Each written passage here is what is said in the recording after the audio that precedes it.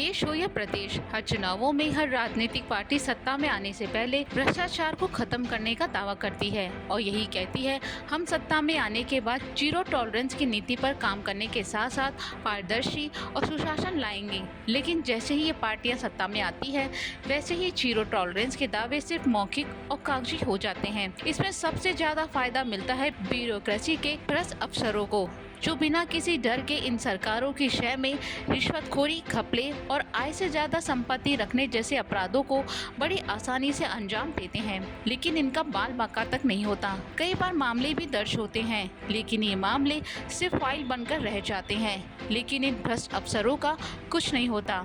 राजस्थान में भी कुछ ऐसा ही है। यहाँ भी भ्रष्टाचार चरम पर है, फिर चाहे सरकार किसी की भी हो, भाजपा हो या कांग्रेस, हर सरकार में भ्रष्ट अफसरों की लिस्ट लंबी होती है लेकिन इन पर कार्रवाई कुछ नहीं होती है। आज के इस वीडियो में हम ऐसे ही करीब 18 भ्रष्ट अधिकारियों के बारे में बात करेंगे जिनके खिलाफ भ्रष्टाचार के मामले दर्ज हैं, जिसमें से कुछ तो 20 साल से पेंडिंग है। इनमें से कुछ अधिकारी तो एसीबी की मंजूरी मिलने से पहले ही रिटायर तक हो गए। तो चलिए जानते हैं कि वो कौन से ऐसे भ्रष्ट अधिकारी हैं जिनको सरकार की पनाह मिलने के चलते वो आज भी आराम से खुले में घूम रहे हैं।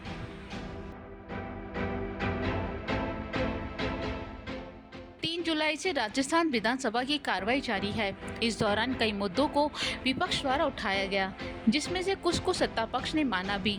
वहीं इन सब के बीच भ्रष्ट ब्यूरोक्रेसी का मामला भी काफी गरमाया है। जोधपुर शहर से भाजपा विधायक अतुल भंसाली ने प्रदेश के भ्रष्ट अफसरों के खिलाफ कार्रवाई से जुड़े मामले को विधानसभा में उठाया।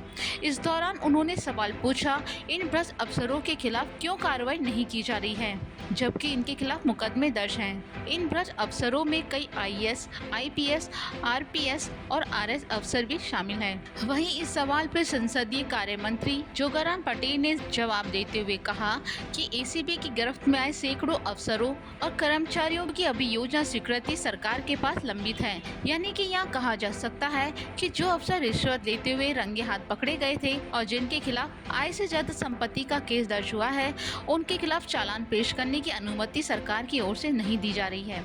ऐसे में हम यहाँ कह सकते हैं कि एक सरकार को अपना शासन चलाने में अगर किसी भ्रष्ट ब्यूरोक्रेसी का सहारा लेना पड़े तो आराम से ले सकती है, लेकिन वो उनके खिलाफ कार्रवाई नहीं करेगी।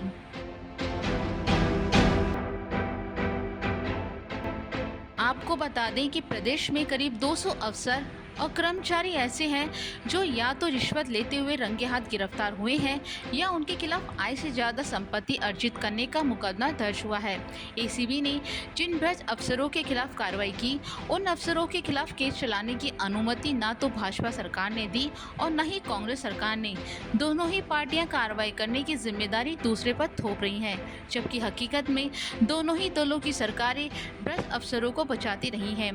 भाजपा विधायक अतुल भंसाली के सवाल का जवाब देते हुए सरकार की ओर से बताया गया कि अप्रैल 2019 से लेकर मई 2024 तक यानी 5 सालों में 142 अफसरों और कर्मचारियों के खिलाफ एसीबी ने कार्रवाई की, लेकिन उन भ्रष्ट कार्मिकों के खिलाफ चालान पेश करने की अनुमति विभाग या सरकार की ओर से नहीं दी गई। कई अफसर तो सेवानिवृत्त भी हो गए, लेकिन उनके खिलाफ केस चलाने की अनुमति सरकार की ओर से नहीं दी गई। इस दौरान संसदीय कार्मिक मंत्री जोगाराम पटेल ने कहा कि ब्यूरोक्रेसी में 19 आईएएस, आईपीएस, आरएस और आरपीएस अधिकारी के खिलाफ 18 मामले लंबित हैं। इन 18 प्रकरणों में 6 प्रकरण 2017, साल 2018 का 1 प्रकरण और साल 2019 का 1 प्रकरण और 2021 में 2, 2022 में 5, 2023 में 3 प्रकरण विभिन्न कारणों से अभियोजन की स्वीकृति नहीं दी गई है। किसी में कोर्ट स्टे, किसी में भारत सरकार की अनुमति बाकी है। वहीं विधायक अतुल भंसाली ने कहा, अभियोजन स्वीकृति लंबित रहती है, इसके नीचे के अधिकारी बचने का कोई न कोई उपाय निकाल लेते हैं। तो चलिए अब उन अधिकारियों के बारे में जान लेते हैं जिन्हें लेकर विधानसभा में इतना बवाल मचा था।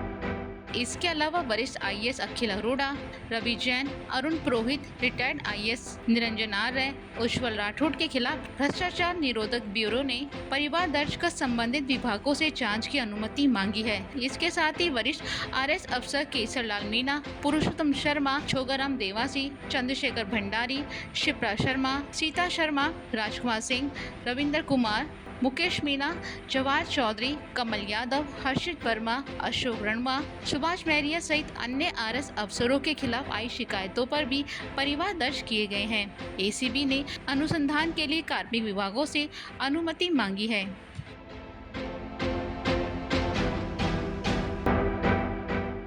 प्रदेश में सत्ता की बागडोर चाहे वसुंधरा राजे के हाथ में रही हो या अशोक गहलोत के हाथों में, इन सभी के कार्यकाल के दौरान भ्रष्टाचार अधिकारियों के खिलाफ अभियोजन की इजाजत नहीं दी गई है।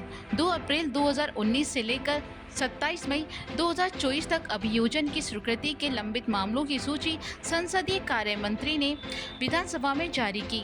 इनमें से एक प्रकरण जो आईएएस निर्मला मीणा से जुड़ा है, वो पूर्व मुख्यमंत्री वसुंधरा राजे के कार्यकाल से लंबित है। वहीं पूर्ववर्ती गहलोत सरकार के कार्यकाल में 45 मामले लंबित हैं, जबकि 2 प्रकरण मौजूदा मुख्यमंत्री भजनलाल सरकार के कार्यकाल में लंबित हैं। मौजूदा सरकार के प्रकरणों में आरएस महेश गगोरिया और सेवानिवृत्त आरएस रामजी लाल वर्मा का है। गगोरिया की अभियोजन स्वीकृति जून 2024 से और वर्मा की अभियोजन स्वीकृति जुलाई 2024 से लंबित है। अब यह देखना होगा कि भ्रष्ट ब्यूरोक्रेसी के खिलाफ केस चलाने की अनुमति कब पूरी की जाती है और इन्हें कब सजा मिलती है।